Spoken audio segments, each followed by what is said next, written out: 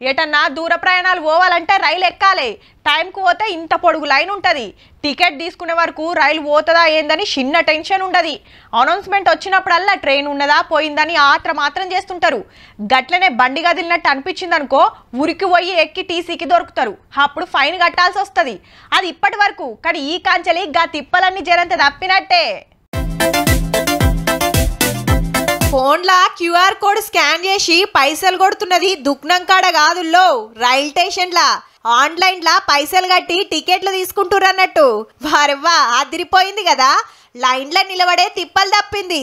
గంట 2 గంటల ముందుగాలు వచ్చే అక్కర్లేదు. మళ్ళా చిల్లర కోసం టికెట్లు ఇచ్చేటోళ్లతోని లొల్లులు లేవు. అందరి దగ్గర చేంజ్ లేదు కాబట్టి క్యూఆర్ కోడ్ వల్ల కొద్దిగా ఇబ్బంది తప్పింది. సౌత్ సెంట్రల్ రీజియన్ లా కొన్ని పెద్ద స్టేషన్లల్లా కొన్నొద్దుల కిందనే చాలు చేసిండ్రు. మొన్నటి నుంచే అన్ని కడమ స్టేషన్లల్లా స్కానర్లు పెట్టిండ్రు.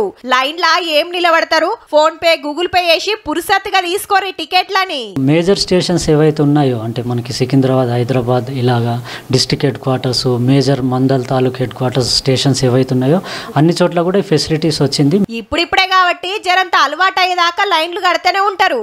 అట్లని ఆఫ్లైన్ ఎత్తేస్తారేమో అనుకునేరు. అదే ఇదే చదువు రానోళ్ళు, స్మార్ట్ ఫోన్లు లేనోళ్లకు తక్లీఫ్ కాబట్టి పైసలు కట్టి సుతా టికెట్ తీసుకోవచ్చునట.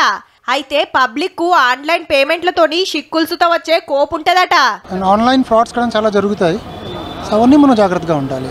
అగనట ఏ మెసేజ్లు పడితే అవి తెరవద్దు, ఎవ్వరకు ఓటీపీలు చెప్పొద్దన్నట్టు. సౌత్ సెంట్రల్ రీజియన్ లా మొత్తం 693 స్టేషన్లుంటే తెలంగాణలో 223 ఉన్నాయి.